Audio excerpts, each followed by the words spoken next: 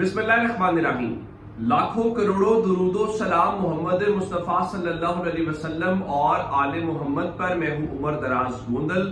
पहली खबर supreme court of Pakistan से है। मैंने आपको बताया था कि जस्टिस तारिक महमूद जहांगीरी साहब को जस्टिस डोगर के जो दो रुकनी बेंच ने फैसले से काम करने से रोका हुआ है, उस फैसले के हवाले से आज सुप्रीम कोर्ट का आईनी बेंच समाअत करेगा।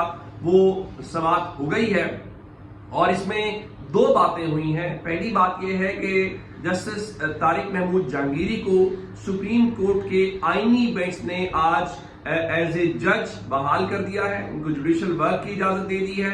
और उसके साथ जस्टिस सरफराज डोगर ने 16 सितंबर का जो फैसला दिया था उनको जुडिशियल वर्क से रोकने के हवाले से, उनका वो फैसला फिलहाल मुअत्तल कर दिया गया है। लेकिन अब ऐसा नहीं है कि ये सब इतनी आसानी से हो गया हो या चीजें बड़ी स्मूथ हो। मैं बताता हूं कि इसमें अच्छी खबर यहां तक तो है, और उसकी वजह क्या है कि इवन आज जजेस जब वहां से अदालत से फ्री हुए तो फिर उनको सहाफियों ने घेर लिया और उनसे पूछा गया कि क्या आप जो है कल जब आएंगे तो क्या अपने केसेस को निपटा कर आएंगे। तो उनका नहीं, मैं तो आज ही जाकर जो अपना अदालती काम है वो करूंगा। खैर, उनकी गुफ्तगू के ऊपर जरा बाद में बात करते हैं, जरा मैं तफसीलात आपको बता लूं। तो एक काम हो गया ये। दूसरा, आईनी बेंच ने तमाम फ्रीकैन को नोटिस जारी कर दिए हैं और कल इस हवाले में आईनी बेंच फिर बैठेगा और जस्टिस डोगर जो है उन्होंने जो अदालत का नोटिस है वो अदालत के अंदर ही वसूल कर दिया। अच्छा, इस दौरान एक चीज जो अहम है कि आज जब ये फैसला लिखवाया जा रहा था तो उस दौरान जनाब जस्टिस अमीनुद्दीन खान जो आईनी बेंच के सरबराह है वो आज की समाअत को सिर्फ और सिर्फ जो है वो नोटिस जारी करने तक की महदूद रख रहे थे, क्योंकि नोटिस जारी करने का मतलब था कि फैसला अपनी जगह पर स्टैंड करता और आप कल केस को आगे बढ़ाते। तो इस तरह से जस्टिस जो तारिक जहांगीरी हैं उनको आप काम से रोकने की इस्तदा जो इस तरह से न चल पा। तो फिर जो मुनीर मलिक साहब उनके वकील थे, जाहिर है उन्होंने बोलना था और वो बोले और उन्होंने इस मुद्दे को उठाया। और इस हवाले से क्योंकि दो सत्रों के ऊपर बताया कि तहरीरी हुक्मनामा आ रहा था जस्टिस अमीनुद्दीन खान का, तो जस्टिस डोगर के हवाले से फिर मुनीर मलिक साहब को बाबर बुलंद कहना पड़ा कि माय लॉर्ड, आप एक गैर कानूनी फैसले को मुअत्तल न करके उसे एक कानूनी जवाब फराहम कर रहे हैं। जिसके बाद जो आईनी बेंच है उसने इस्लामाबाद हाई कोर्ट के उस फैसले को मुअत्तल किया।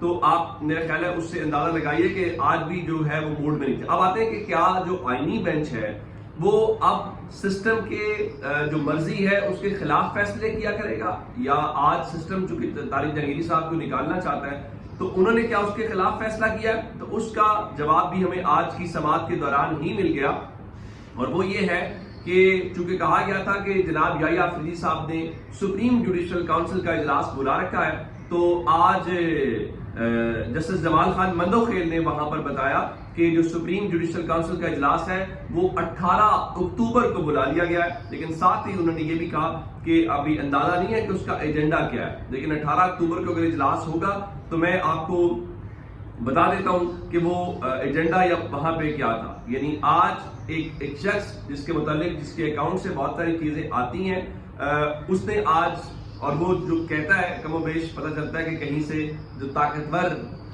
पाकिस्तान के हल्के हैं वहां से कोई खबर आती है। अम्मार सोलंगी नामी एक ट्विटर अकाउंट है और वो मुख्तलिफ मालूमात देता रहता है जजेस को लेकर, इमरान खान को लेकर, लोगों की ऑडियोज और ये सारी बातें।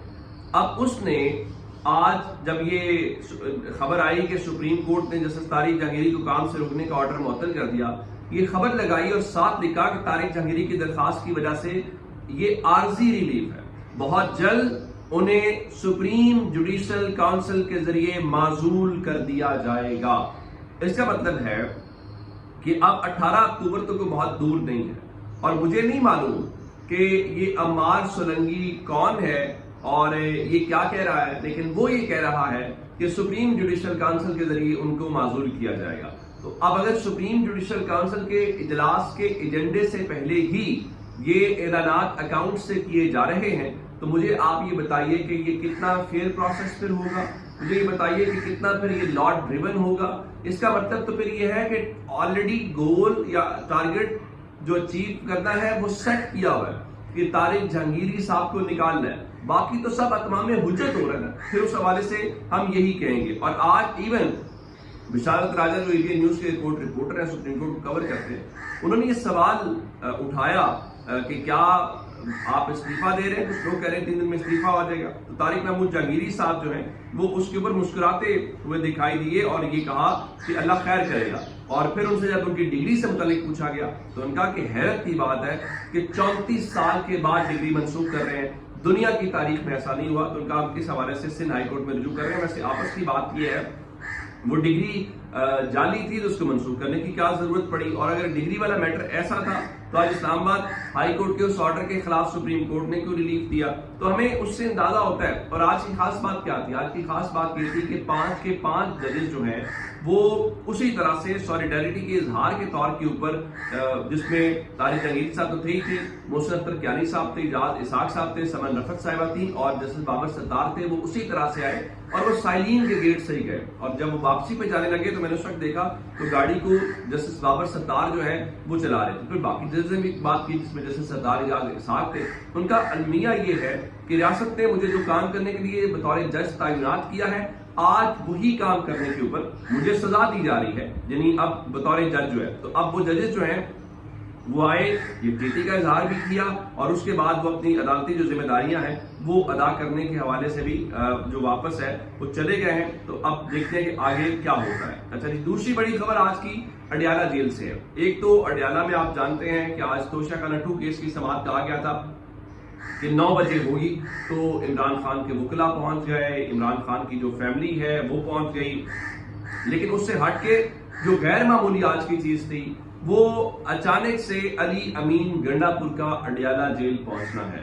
عمران خان کافی عرصے سے کہہ رہے ہیں کہ علی امین گنڈا پور جو ہیں وہ میرے سے ملاقات کرنے آئے، لیکن علی امین گنڈا پور کہتے تھے کہ مجھے ملاقات کرنے نہیں جاتی۔ پھر انہوں نے سپریم کورٹ سے رجوع کیا، سپریم کورٹ نے ان کی درخواست اعتراض لگا کے واپس کر دی۔ لیکن آج اب ایک تو منڈے ہے اور منڈے ملاقاتوں کا دن نہیں ہے، ملاقاتوں کا دن ٹیوزڈے اور تھرسڈے ہے، اور آج اڈیالہ کے اندر توشہ کا نٹھو کیس کی سماعت تھی۔ لیکن اب جب میں ابھی ویڈیو ریکارڈ کر رہا ہوں تو 2.25 گھنٹے ہو گئے ہیں وہ اڈیالہ جیل کے اندر موجود ہے علی امین گنڈا پور۔ آج وہ آئے اور جو ان کی گاڑی ہے ان کو اڈیالہ جیل کے اندر جانے کی اجازت دے دی گئی۔ اب ان کو عمران خان کی ملاقات ان سے جاری ہے، وہ باہر آئیں گے تو ظاہر ہے بہت ساری باتیں کھل کر آئیں گی۔ اب اس میں ایک امپورٹنٹ بات یہ ہے کہ علی امین گنڈا پور کو آج ملاقات کی اجازت مل گئی، اور پہلے اگر نہیں وہ آئے تو اس کا مطلب ہے اگر وہ پہلے بھی ملاقات کی کوشش کرتے تو ان کو ملاقات کی اجازت مل جاتی۔